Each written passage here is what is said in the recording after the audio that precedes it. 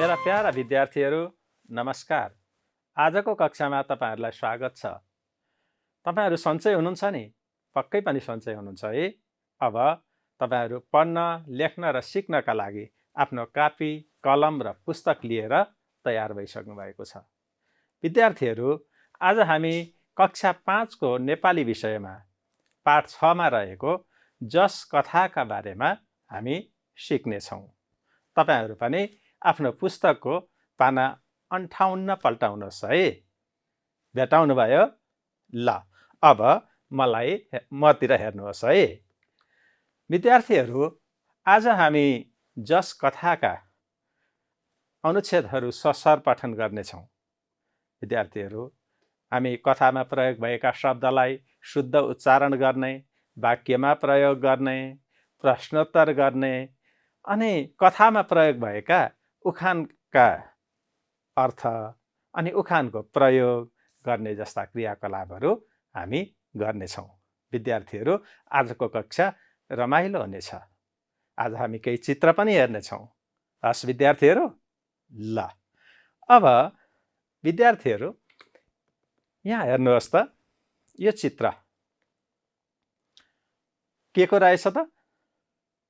शाबास, नगराको। यस्तो चित्र तपाईहरुले आफ्नो गाउँघर, आफ्नो समुदाय कतै देख्नु भएको छ त?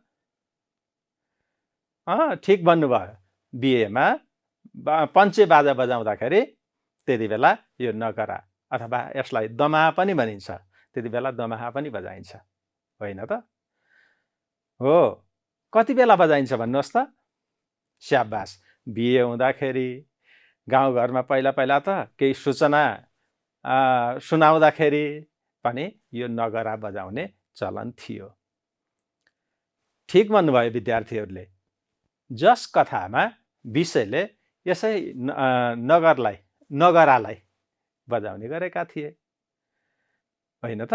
हो, नगरा बजाउने मानिसलाई नगार्ची भनिन्थ्यो। नगार्ची भन्दा भन्दै नगर्ची भयो। नगर्ची चाहिँ एउटा विशेष पद हो। विद्यार्थीहरू, विशे नगर्चीको नारायणको नाम चाहिँ विश्वेश्वर नाभाग थियो। पछि उसले नगरा बजाउने काम गर्न थालेपछि विश्वेश्वर भन्दा भन्दै विशे भयो। विशे नगर्चीबाट चाहिँ उसको नाम परिचित भयो। विद्यार्थीहरू, अब हामी जस कथाका बारेमा हामीले पहिला पनि सिकिसकेका थियौं। पहिला पढेका अनुच्छेदका बारेमा तपाईहरुले के सम्झनुहुन्छ, केही कुराकानी गरौँ। त्यसपछि आजको अनुच्छेद हामी अगाडि बढाउँछौं। हस् विद्यार्थीहरू, हामीले अघिल्लो कक्षामा जस कथाका अनुच्छेद अथवा कथालाई कहाँ पुर्याएर छोडेका थियौं, सम्झनुहोस् त? सम्झनुभयो? स्याबास। त्यसो भए हामीले अघिल्लो कक्षामा कथा कति पढेका थियौं अथवा पढेका कथाहरूको बारेमा पनि सम्झनुहोस् त? स्याबास, सम्झनुभयो। हामीले अघिल्लो कक्षामा राजा लडाईँका लागि एकदम बेखर्ची भएर बेचैन भएका थिए। रासन पानीको बन्दोबस्त मिलाउन पनि राजालाई गाह्रो भइरहेको अवस्था थियो। यो बेलामा राजा विशे नगर्चीको घरमा पुगेको अनि विशेले राजालाई सल्लाह दिएको अनि त्यसपछि विशे र राजाको कुराकानी हुँदाखेरि खर्च कति लाग्छ त भनेर विशेले राजालाई सोधेको, होइन त विद्यार्थीहरू? अनि राजाले लडाईँका लागि धेरै पैसा चाहिने कुरा गरेको। अनि त्यो हुँदाहुँदै धेरै पैसा चाहियो भन्दाखेरि विशे नगर्चीले राजालाई 1 रुपैयाँको दाम चढाएको, होइन त? दाम चढाएपछि राजा झन् रिसाएको। यी कथा चाहिँ हामीले अघिल्लो कक्षामा पढेका थियौं। अब त्यसपछि के भयो होला, त्यसको बारेमा चाहिँ आज हामी सिक्नेछौँ। हस् विद्यार्थीहरू, ल अब यता हेर्नुहोस् त। आज हामी अनुच्छेद 18 बाट सुरु गर्नेछौँ। अब कथा के हुन्छ त भन्दाखेरि हामी यो अनुच्छेद पढौँ। म पढ्छु, म सँगसँगै तपाईहरु पनि पढ्नुहोस् है त। अनि फेरि हामी कुराकानी गर्नेछौँ। विषयका कुराले राजा झल्यास्स बिउजे झैं भए। विषयले सर्प पनि मर्ने लट्ठी पनि नमाचिने उपाय बताएको थियो। विषयले चाहिँ सबै घरधुरीले 1-1 रुपियाँ दिए सजिलै युद्ध खर्च जुट्ने थियो। कुरा बुझेपछि राजाले विषयको 1 रुपियाँ उठाउँदै भने, सही भनेको रहेछ विषय, औधी सही। आगो ताप्नु मुढाको, कुरा सुन्नु बुढाको, त्यसै भनिएको रहेनछ। तेरो घर आएको सार्थक भयो, म अहिले गएँ। विषयको अर्ती बमोजिम पृथ्वीनारायणले खर्च जुटाए, गोला बारुद ल्याए, युद्धको तयारी गरे। विद्यार्थीहरू, अब पृथ्वीनारायण शाहलाई विषय नगरजीले दिएको 1 रुपियाँले के भन्नुभयो त? राजाले विषयले गरेको काम सही रहेछ भन्ने बुझे। किन त विद्यार्थीहरू? हो, विषय नगरजीले दिए जस्तै 1 रुपियाँ दिए जस्तै सबै गोर्खावासीले चाहिँ 1-1 रुपियाँ दिए भने त युद्ध खर्च उठ्ने रहेछ, युद्ध गर्नका लागि खर्च पुग्ने रहेछ भन्ने कुरा राजाले महसुस गरे। अनि विषय कहाँबाट राजा गए। त्यसपछि के भयो होला त विद्यार्थीहरू? अब हामी अर्को अनुच्छेदमा सिक्नेछौँ। अब यहाँ हेर्नुहोस् त, यहाँ भएका शब्दको अर्थ पनि हामी सँगै सिकौँ। औधी भनेको के होला त? स्याबास, ठिक भन्नुभयो। औधी भनेको धेरै ज्यादै। मलाई काउलीको तरकारी औधी मिठो लाग्छ भन्छौँ नि हामी। हो। सार्थक भनेको के होला त? अर्थपूर्ण। यहाँ अर्थपूर्ण भयो नि त। तेरो घर आएको सार्थक भयो भनेर राजाले भने नि, त्यो भनेको के त? राजा पृथ्वीनारायण शाह विषयको घरमा नआइदिएको भए राजालाई युद्धको लागि खर्च जुटाउनका लागि समस्या हुन्थ्यो होला। तसर्थ विषयले सही सल्लाह दिएको हुनाले अब युद्ध हुने भयो, युद्धमा जितिने भयो, खर्च जुट्ने भयो। त्यसैले राजाले भने तेरो घर आएको सार्थक भयो, अर्थपूर्ण भयो भनेको। अब हामी अर्को अनुच्छेद पढौँ है त। गोर्खाली फौजले तीनतिरबाट एकसाथ नुवाकोटमाथि आक्रमण गरे। जयप्रकाश मल्लका फौजले नुवाकोटलाई जोगाउन भरमग्दुर प्रयास गरे। अन्ततः नुवाकोटे सेनाले घुँडा टेके। विषयले जोडले नगरा ठोक्यो। विषयको नगराको ध्वनिले नुवाकोट गुन्जायमान भयो। गोर्खालीले नुवाकोटमा विजय झण्डा गाडे। के भएछ त अब विद्यार्थीहरू? राजा पृथ्वीनारायण शाहले हतियार जोडे, हतियार खरिद गरे, गोला बारुद ल्याए र नुवाकोटमाथि आक्रमण गरिहाले। आक्रमण गरेपछि के भयो त? नुवाकोटका फौजले पराजय भोगे, गोर्खाली फौजले विजय हासिल गरे र गोर्खाली फौजले नुवाकोटमा विजय झण्डा गाडे। विजय झण्डा गाड्नुको मतलब विजय हासिल गरे भन्नेसम्म भयो। त्यसपछि अब यो शब्दको अर्थ पनि हेर्दाखेरि विद्यार्थीहरू, भरमग्दुर भनेको चाहिँ के होला त? जयप्रकाश मल्लका फौजले नुवाकोट जोगाउन भरमग्दुर प्रयास गरे। भरमग्दुर भनेको सक्दो भनेको के? सकेसम्म उनीहरू लडाइँमा लडिरहे भनेको, सक्दो प्रयास गरे। नगरा भनेको ठुलो दमाहा। अघि मैले सुरुमा तपाईँहरूलाई चित्र पनि देखाएँ नि, होइन त? हो। नगरा चाहिँ कसले बजाएछन् त? विषय नगरजीले। त्यसपछि के भयो होला विद्यार्थीहरू? त्यसपछि लडाइँका दौरान पृथ्वीनारायण अग्र मोर्चामै थिए। उनी लडाकुहरूमा जोस भरिरहेका थिए। जब लडाइँमा विजय हात लाग्यो तब उनी युद्ध मोर्चा छाडेर एक्कासी दौडे। लडाकुहरू चकित भई राजा कहाँ दौडेका हुन् भनी हेर्न थाले। उनी छिनभरमा विषयका नजिकमा पुगे। विषय एक तमाससँग नगरा पिटेर विजय ध्वनि जगाइरहेको थियो। विद्यार्थीहरू, के भएछ त? लडाइँ गर्दाखेरि चाहिँ राजा अग्र मोर्चा भनेको सबै सेनाहरूको अग्रभागमा अथवा अगाडिपट्टि राजा थिए।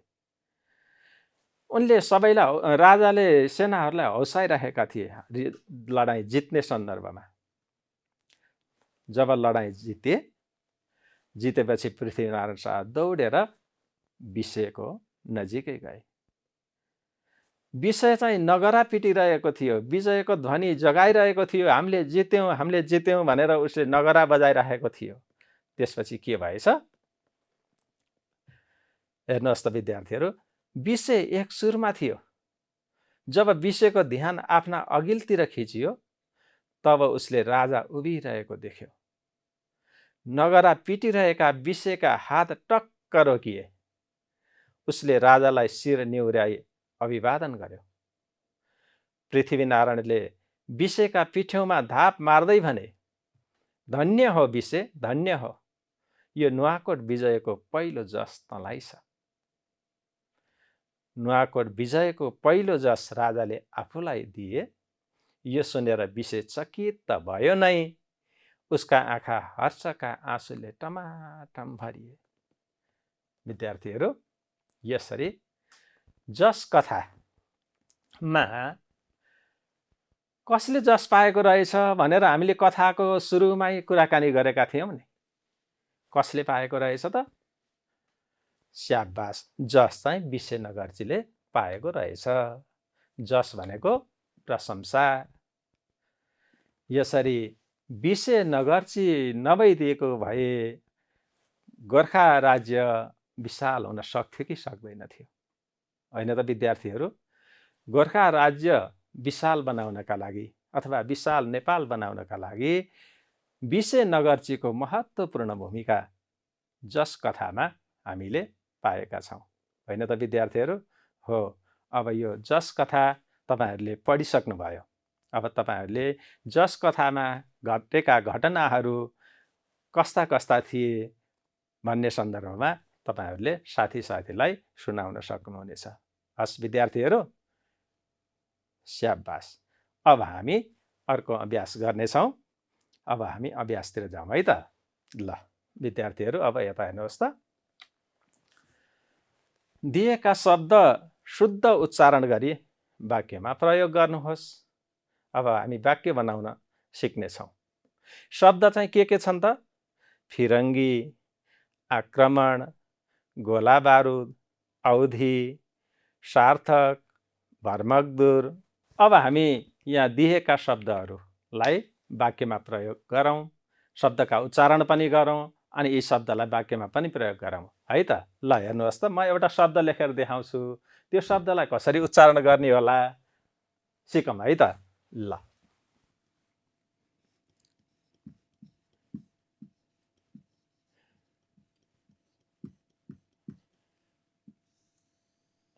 यो शब्द पढ्नुहोस् त विद्यार्थीहरू।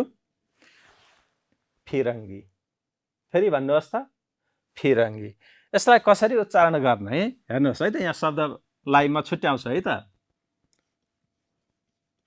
फिरङ्गी,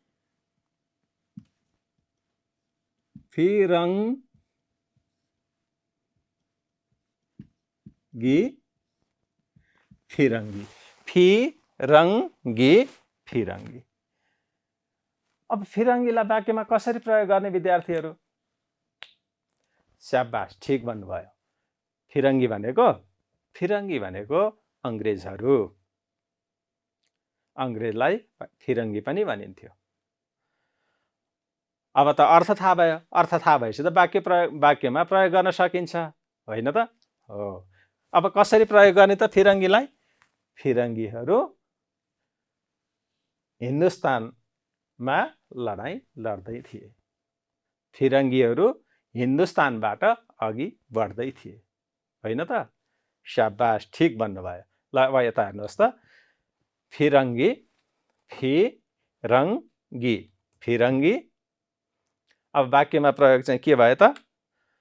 फिरङ्गी हिन्दुस्तान कब्जा गर्दै अगाडि बढिरहेका थिए। फिरङ्गी हिन्दुस्तान कब्जा गर्न अघि बढ्दै थिए। स्याबास। अब अर्को शब्द हेर्नुहोस् त, आक्रमण। आक्रमणको उच्चारण कसरी हुन्छ त? हेर्नुहोस् त। आक्रमण आक्रमण। अब यसको वाक्यमा प्रयोग कसरी हुन्छ त? गोर्खाली फौजले नुवाकोट आक्रमण गरे। कति सजिलो छ है? हो। अब अर्को शब्द गोला बारुद। यसको उच्चारण कसरी हुन्छ त? गोला बारुद, गोला बारुद। गोला बारुदको वाक्यमा प्रयोग गरेर कस्तो हुन्छ? राजा पृथ्वीनारायण शाहले गोला बारुद ल्याए। औधी, औधीको उच्चारण कसरी हुन्छ? औधी, औधी। अनि वाक्यमा प्रयोग चाहिँ कसरी हुने भयो? विषयले राजालाई औधी राम्रो सल्लाह दिए। कति सजिलो छ नि विद्यार्थीहरू। अब सार्थक, सार्थकको उच्चारण कसरी हुँदो रहेछ? सार्थक, सार्थक। अनि यसको प्रयोग राजा विषयको घरमा आएको सार्थक भयो। भरमगदुर, भरमगदुर, भरमगदुर। अब भरमगदुरलाई वाक्यमा प्रयोग गरौँ त। नुवाकोटे फौजले नुवाकोट जोगाउन भरमगदुर प्रयास गरे। सजिलो छैन त विद्यार्थीहरू? कति सजिलो छ है? हो। जहिले पनि वाक्यमा प्रयोग गर्दाखेरि दिएको शब्द चाहिँ वाक्यभित्र हुनुपर्छ। यो त विद्यार्थीहरूलाई थाहा नै छ। जस्तै फिरङ्गी शब्द यहाँ वाक्यमा प्रयोग गर्दाखेरि यहाँ आयो नि, फिरङ्गी हिन्दुस्तान कब्जा गर्न अघि बढ्दै थिए। अब आक्रमण शब्द पनि वाक्यको यहाँ छ। शब्द कतै अगाडि पनि हुन्छन्, कतै पछाडि पनि हुन्छन्। यसरी प्रयोग गर्न सकिन्छ। विद्यार्थीहरूलाई यो कुरा विद्यार्थीहरूले जान्नुभएकै छ। अब हामी प्रश्नोत्तर गरौँ है त। तपाईहरूले कथा पढिसक्नुभयो। कथाका आधारमा म तपाईहरूलाई केही प्रश्नहरू सोध्नेछु अनि तपाईहरूले ती प्रश्नको उत्तर दिनुहोस्। हस् विद्यार्थीहरू, ल दिएका प्रश्नको मौखिक उत्तर दिनुहोस्। प्रश्न चाहिँ यस्ता छन् है। क, पृथ्वीनारायण शाहको सपना के थियो? ख, राजा आँगनमा आइपुगेपछि विषय किन उठे? ग, विषयले राजाका अगाडि के ल्याएर चढाए? घ, राजाले नुवाकोट विजयको पहिलो जस कसलाई दिए? विद्यार्थीहरू यी चारवटा प्रश्नको उत्तर तयार गर्नुहोस् त। मैले प्रश्न सोध्ने बित्तिकै टक्क तपाईँहरूले भन्नुपर्छ है। भाइले पनि भन्नुपर्छ, बहिनीले पनि भन्नुपर्छ, अनि सबैले पनि भन्नुपर्छ। हस् है त। ल अब पहिलो प्रश्न, पृथ्वीनारायण शाहको सपना के थियो? भन्नुहोस् त विद्यार्थीहरू। शाबास, ठिक भन्नुभयो। पृथ्वीनारायण शाहको सपना चाहिँ विशाल राज्य बनाउने थियो। तपाईहरूले ठिक भन्नुभयो। पृथ्वीनारायण शाहको विशाल राज्य बनाउने सपना थियो। अब प्रश्नको उत्तर दिने पालो बहिनीको है। ल, राजा आँगनमा आइपुगेपछि विषय किन उठे? ल सबै बहिनीहरूले मात्रै भन्नुहोस् त। शाबास, ठिक भन्नुभयो। राजालाई अभिवादन गर्नका लागि विषय उठे। राजा आएपछि अचम्म भयो नि त, अनि त्यति बेला अभिवादन गर्नु पर्यो नि। कथामा हामीले पढेका थियौँ है। ल बहिनीहरूलाई धन्यवाद। अब प्रश्नको उत्तर दिने पालो भाइहरूको है। ल, विषयले राजाका अगाडि के ल्याएर चढाए? ल भन्नुहोस् त भाइहरूले। शाबास, ठिक भन्नुभयो। विषयले राजाका अगाडि 1 रुपियाँको दाम ल्याएर चढाए। अब प्रश्नको उत्तर दिने पालो कसको? भाइ बहिनी सबैको है। अर्को प्रश्न हेर्नुहोस् त। ल, राजाले नुवाकोट विजयको पहिलो जस कसलाई दिए? भाइ बहिनी सबैले एकैचोटि भन्नुहोस् त। शाबास, ठिक भन्नुभयो तपाईँहरूले। राजाले नुवाकोट विजयको पहिलो जस विषयलाई दिए। आहा, तपाईँहरूले राम्रोसँग प्रश्नको उत्तर दिनुभयो। तपाईँहरूलाई धन्यवाद। अब हामी अर्को क्रियाकलाप गर्नेछौँ। हेर्नुहोस् त, शब्द भण्डार अन्तर्गतको यो तपाईँहरूको पुस्तकको अभ्यासमा पनि छ। 1, पाठमा दिएका अर्थ बुझाउने शब्द खोजेर लेख्नुहोस् है। अब पाठमा यहाँ कस्ता शब्द छन् त? शरीर सहित, शिर निहुर्याएर गरिने ढोग, कसैलाई सहानुभूति दिने काम, लडाइँमा चोटपटक लागेको, लडाइँमा पराजय भोग्नु, यस्ता अर्थ बुझाउने शब्द चाहिँ के होलान्? जस्तै शरीरसहित, शरीरसहितलाई बुझाउने अर्थ बुझाउने शब्द के होला? त्यो चाहिँ हामीले अनुच्छेद पढिसकेपछि भेट्न सक्छौँ। अभ्यास गरिहेरौँ है त। ल, अब शरीरसहितको उत्तर हामीले भेट्नु पर्यो। त्यो चाहिँ यो अनुच्छेदमा भेट्न सक्छौँ हामी। एकचोटि पढौँ है त, कहाँनिर रहेछ? योजना बमोजिम पृथ्वीनारायणले नुवाकोटमाथि आक्रमण गरे। पहिलो आक्रमणमै उनले पराजय भोग्नु पर्यो। नुवाकोटमै हार खाइसकेपछि कान्तिपुरतिर उनले कसरी आँखा लगाउन सक्थे र? उनमा चिन्तामाथि चिन्ता थपियो। यस हारले उनी घाइते सिंह झैँ रन्थनिँदै विषयको आँगन टेक्न आइपुगे। विषय आँगनमा फाटेको सुरुवाल टालेर बसिरहेको थियो। उसले आफ्ना आँगनमा राजालाई सशरीर देख्यो। उसलाई पहिले त पत्याउनै मुस्किल पर्यो। विद्यार्थीहरूले भेटिहाल्नुभयो जस्तो छ है। शरीरसहित भनेको सशरीर। हेर्नुहोस् त, ठ्याक्कै मिल्यो है, सशरीर। अब उत्तर के हुने भयो त? शरीरसहित भनेको सशरीर। अब हामीले यहाँ सशरीर लेख्नुपर्छ। शरीरसहित सशरीर, सशरीर भनेको शरीरसहित। भेटिएन त? स्याबास। अब हामी अर्को अर्थका बारेमा, शिर निहुर्याएर गरिने ढोग चाहिँ के होला? त्यो पनि हामीले अनुच्छेदमा भेट्न सक्छौँ। अनुच्छेद पढेपछि भेटिन्छ है विद्यार्थीहरू। पढौँ त अब। यो दोस्रो अनुच्छेदमा रहेछ। अब राजा नजिक आइपुगे। तब ऊ अभिवादनका लागि उठ्यो। उसले हतार हतार आँगनमा लडिरहेको ओखल घोप्ट्यायो। ओखलमाथि सुकुल बिछ्यायो। राजाका लागि आसन तयार भयो। अब के होला त? शिर निहुर्याएर गरिने ढोग, अर्थ बुझाउने शब्द। स्याबास, तपाईहरूले सही भन्नुभयो। अभिवादन होइन त? तपाईहरूलाई धेरै धन्यवाद। अब हामी यहाँ अभिवादन लेख्न सक्छौँ। अभिवादन भनेको शिर निहुर्याएर गरिने ढोग। वाक्यमा यसरी प्रयोग भएको रहेछ। त्यस्तै अब अरू अनुच्छेदमा प्रयोग भएका छन् यी अर्थहरू। कसैलाई सहानुभूति दिने काम, यो भनेको के होला त? ल भन्नुहोस् त, कोसिस गर्नुहोस् त। स्याबास, सान्त्वना। विषय नगरजीले पृथ्वीनारायण शाहलाई सान्त्वना दिएका थिए नि। हो, सान्त्वना भनेको कसैलाई सहानुभूति दिने काम रहेछ। अब लडाइँमा चोटपटक लागेको के होला त? घाइते। लडाइँमा धेरै सिपाहीहरू घाइते भए, होइन त? हो, घाइते भनेको लडाइँमा चोटपटक लागेको। लडाइँमा पराजय भोग्नु, कथामा हामीले पढेका थियौँ नि। पृथ्वीनारायण शाहको पहिलो लडाइँमा गोर्खालीले पराजय भोग्नु पर्यो नि।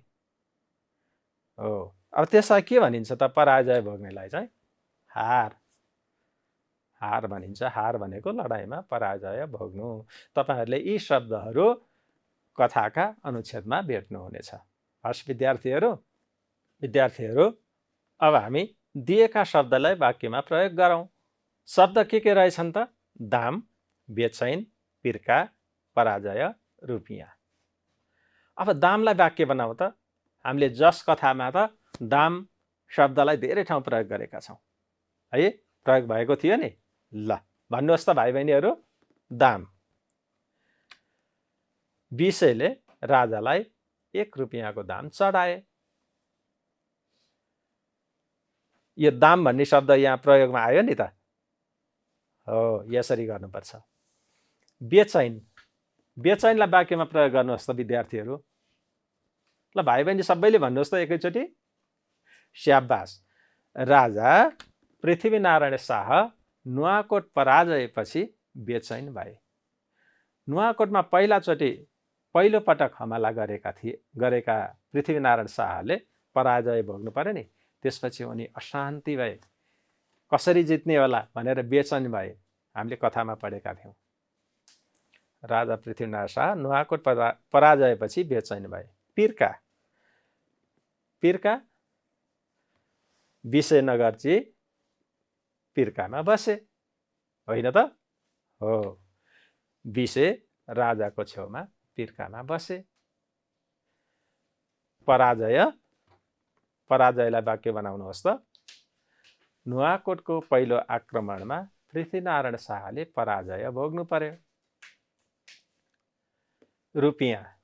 रुपियाँलाई वाक्य बनाउनुहोस् त। कति सजिलो। रुपियाँ त तपाईँहरूको खल्तीमा पनि होला, होइन विद्यार्थीहरू? हो, अब वाक्य बनाउनुहोस् त। गोर्खाका सबै घरधुरीले लडाईँका लागि 1-1 रुपियाँ राजालाई बुझाए। अनि के भयो त? राजाले गोला बारुद किने, नुवाकोटको लडाईँमा जिते। शाबास विद्यार्थीहरू, तपाईहरूले यी शब्दका अर्थमा शब्दलाई वाक्यमा पनि प्रयोग गर्नुभयो। अब म तपाईहरूलाई केही उखान तुक्काहरू देखाउनेछु। ती उखान तुक्काहरूको अर्थ के होला, त्यसलाई वाक्यमा कसरी प्रयोग गर्ने होला, यसका बारेमा हामी सिक्नेछौँ। हस् विद्यार्थीहरू, ल अब हेर्नुहोस् त। दिएका पदावलीको आशय लेखौँ। अब आशय लेख्ने भनेको चाहिँ यी पदावलीको अर्थ के होला, यसले के भन्न खोजेको होला भन्ने कुरा बुझ्नुपर्छ है विद्यार्थीहरू। जस्तै हात्तीको मुखमा जिरा, रिस खा आफू बुद्धि खा अर्को, आगो ताप्नु मुढाको कुरा सुन्नु बुढाको, पहिलो गाँसमा नै दाँतमा ढुङ्गा लाग्नु। यस्ता यस्ता पदावलीहरू जस कथामा प्रयोग भएका छन्। यसको आशय हामीले जान्नुपर्छ। अब हेरौँ त, हात्तीको मुखमा जिरा, यो भनेको के होला? विद्यार्थीहरूले अनुमान गर्नुहोस् त। हात्तीको मुखमा जिरा, हात्ती त ठुलो हुन्छ नि, होइन र? हो, उसको खाना पनि, शरीर ठुलो भएपछि खाना पनि उसले धेरै खानुपर्छ। तर उसको मुखमा एउटा सानो जिराको दाना राखिदियो भने हात्तीको लागि कुनै अर्थ होला त? स्याबास, पक्कै पनि हुँदैन है। हो, त्यसैले अब के हुने भयो त? अवस्था अनुसार हामीले काम गर्न सक्नुपर्छ भन्ने कुरा बुझ्न सक्छौँ। हेर्नुहोस् त, यहाँ प्रयोग गरिएको हात्तीको मुखमा जिरा भन्नुको अर्थ धेरै आवश्यक भएका बेला साह्रै थोरै पाउनु जस्तै हो। जसरी ठुलो शरीर भएको हात्तीलाई एक दाना जिरा मुखमा हालिदिँदा त्यसको कुनै अर्थ हुँदैन। पृथ्वीनारायण शाहलाई युद्ध गर्नका लागि धेरै रुपियाँ चाहिएको थियो। 5,000 6,000 रुपियाँ नभइकन गोला बारुद ल्याउन सकिँदैन थियो। त्यति बेला विशेनगरजीले के गरे? 1 रुपियाँको दाम चढाए। 5-6 हजार रुपियाँ चाहिने ठाउँमा 1 रुपियाँ पाउँदाखेरि के भयो त? हात्तीको मुखमा जिरा भयो जस्तै भयो। यसलाई हामी यसरी प्रयोग गर्न पनि सक्छौँ। कैयौँ हजार खर्च हुने लडाईँका लागि जब 1 रुपियाँ दाम, त्यो त हात्तीका मुखमा जिरा पनि हुँदैन थियो। यो चाहिँ प्रयोग भयो। यो चाहिँ पृथ्वीनारायण शाहले विशेनगरजीलाई पनि भनेका थिए, होइन त? शाबास।